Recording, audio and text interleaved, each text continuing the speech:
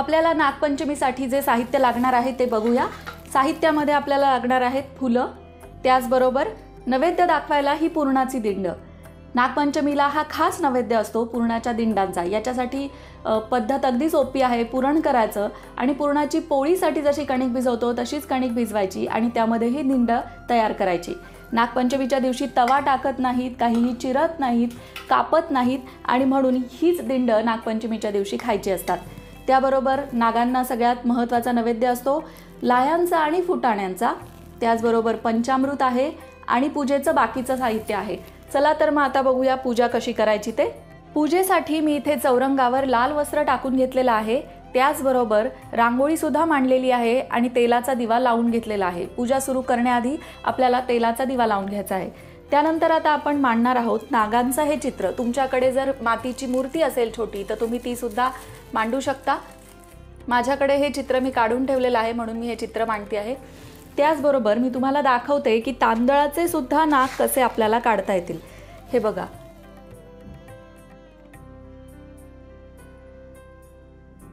अशा तांदळाच्या राशी घालायच्या आणि त्यानंतर नागांची अशी छोटी छोटी पिल्लं आपल्याला काढायची आहेत।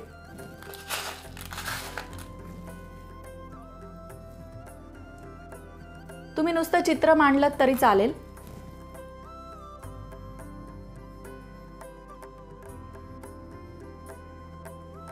याप्रमाणे मी नागांची तांदळाने सुद्धा चित्र काढून घेतलेली आहेत। सगळ्यात आधी करायची असते गणपतीची पूजा, म्हणून मी इथे तामणामध्ये गणपती घेतलेला आहे। मला आपल्या एका व्ह्यूअरने विचारलं होतं की नेहमी तुम्ही सुपारी घेता पण देवातला गणपती घेतला तरी चालतो का? तर मी देवातलाच गणपती इथे घेतलेला आहे आणि याच गणपतीची स्थापना आज करणार आहे। तर सगळ्यात आधी आपण गणपतीला स्नान घालून घेऊया। शुद्धोदक स्नानम समर्पयामि, पंचामृत स्नान, पंचामृत स्नानम समर्पयामि, पुन्हा शुद्धोदक स्नानम समर्पयामि।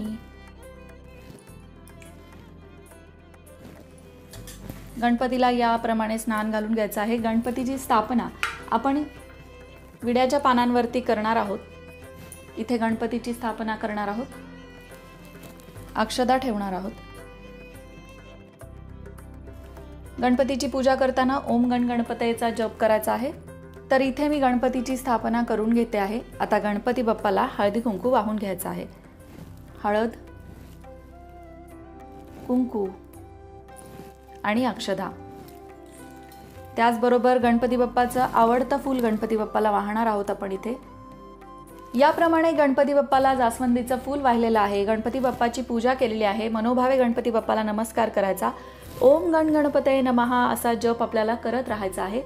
चला आता नागोबाची पूजा करूया। नागोबाची पूजा करण्यासाठी नागोबाला आधी हळद कुंकू वाहून घेऊया। ह्या खालच्या तांदळाच्या नागोबांना सुद्धा मी हळद कुंकू वाहून घेते आहे।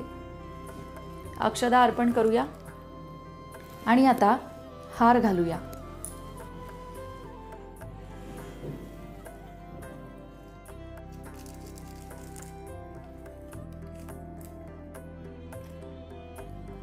याप्रमाणे आपण नागोबाला हार घातलेला आहे। आता या खालच्या नागोबाला देखील फुलं अर्पण करून घेऊया।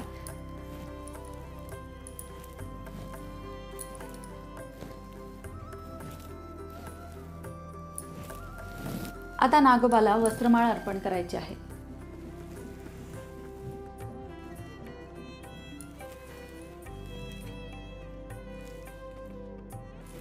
याप्रमाणे आपण नागोबाला वस्त्रमाळ सुद्धा अर्पण केलेली आहे, फुलं सुद्धा वाहिलेली आहेत। आता नागोबाला दाखवायचा आहे नैवेद्य। नागोबाला नैवेद्य दाखवण्यासाठी आधी इथे विडा घेतलेला आहे। पाण्याचं मंडल करून घ्यायचं आणि त्यावर विडा ठेवायचा।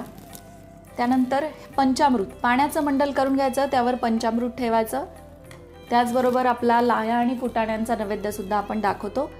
पाण्याचं मंडल करायचं, त्याच्यावर वाटी ठेवायची।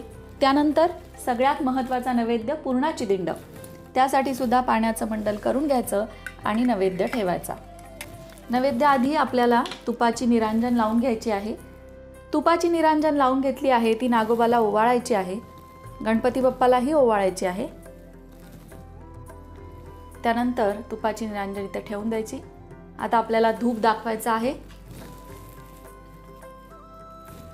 उदबत्ती लावून घेते।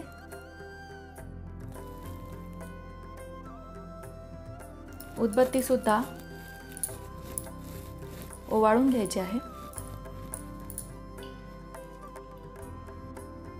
चला आता दाखवूया नैवेद्य। नैवेद्य दाखवण्यासाठी आपण विडा ठेवलेला आहे, पंचामृत, लाया फुटाणे आणि दिंड। नैवेद्यम समर्पयामी 3 वेळा पाणी फिरवायचं आहे।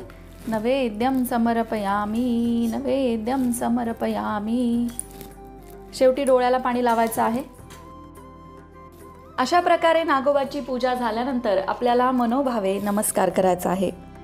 आपल्या कुटुंबाच्या सुखसमृद्धीसाठी प्रार्थनाही करायची आहे। या प्रकारे आपली नागपंचमीची संपूर्ण पूजा दिसणार आहे। तुम्ही बघू शकता, पूजा झाल्यानंतर अतिशय प्रसन्न वाटतं।